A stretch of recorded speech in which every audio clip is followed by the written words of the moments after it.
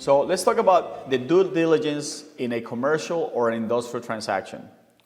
When you're dealing with an industrial or commercial transaction, a lot of the rules and things and inspections that apply to a residential transaction do not apply to a commercial or industrial transaction.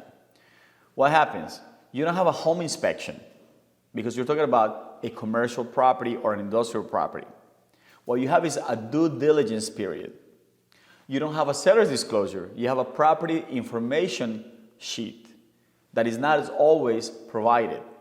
So whenever you go and submit a deal or an offer on a commercial property or an industrial property, first of all, the agreement of sale is different. So you got to look up a different type of agreement of sale. It's not residential. And if you read on the top of the residential agreement of sale, it says agreement of sale for residential properties. So you use a different agreement of sale. You don't get a seller's disclosure. You get a property information sheet, okay? And you don't have a home inspection. You get what is called a due diligence period. The due diligence period is the time that the buyer has to go and do their own inspections. What kind of inspections? It could be a physical inspection, it could be a visual inspection, or it could be environmental inspections. And the environmental inspections fall into two categories, phase 1 and phase 2. When do you do a phase 2? You only do a phase 2 when the phase 1 environmental inspection comes back with signs that there are contaminants on the property. So the first stage is phase 1. You got to get a company or an individual specialized in this type of inspections. We can get a list of those when you need it. And if everything comes back clean or okay with the phase 1, then you don't need to do a phase 2. But if there is something that shows up that may need a little more investigating, you got to go into a phase 2 inspection. Always make sure that your due diligence period is enough time. Usually it's 30 days, okay? Because we're talking about bigger deals, bigger properties with a lot more intricacies. If this period is falling short, make sure you extend it as any other contingency. Also, please remember that a commercial deal entails more and more things. So an appraisal takes longer. An appraisal in a commercial or industrial deal is probably like almost 100 pages. So always give yourself enough time on a commercial or industrial deal. Also, make sure your client understands how these deals work. Look at leases, look at the contract.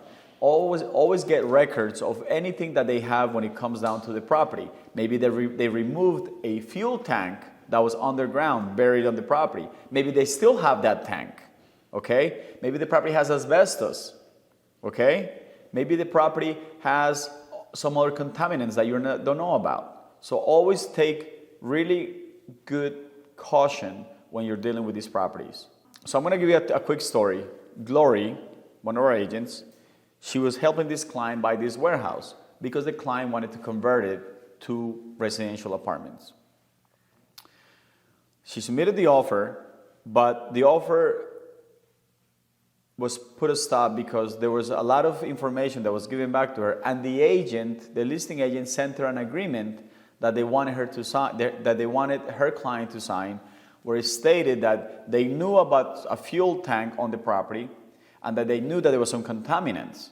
And I say to her, be careful because you're trying to convert something from industrial to residential.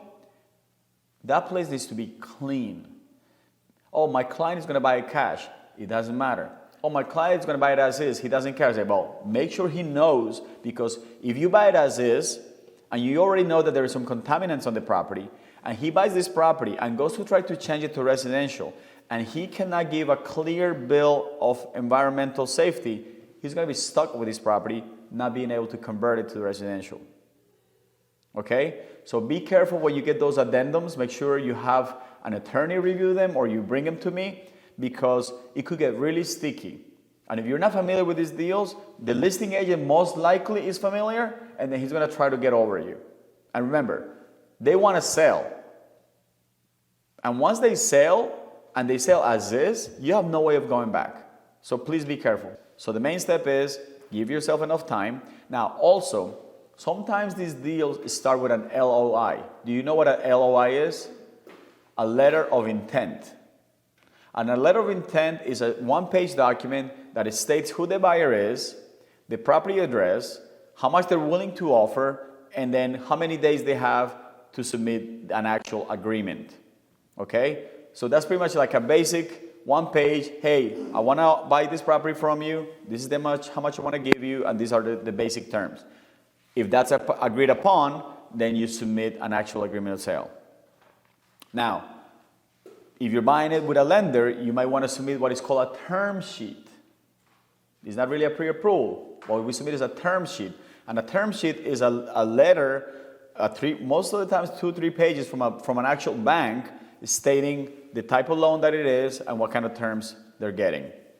If you're going to make the offer under an LLC, the listing agent may require a copy of the operating agreement to show that the person who's signing the contract is the person, a member of the LLC or the corporation. And, they may also want to get some information about their financials, but that's not very common. So again, letter of intent, ample time to get the due diligence, property information sheet if it is available, and then if the contingency is expiring, make sure you get an extension. Please, if something is being disclosed that you don't understand, always ask questions. There is a lot of terminology and a lot of things that you may not be familiar with that we don't find on the residential end that is important to know on the commercial and industrial end. And this is it for today. Thank you.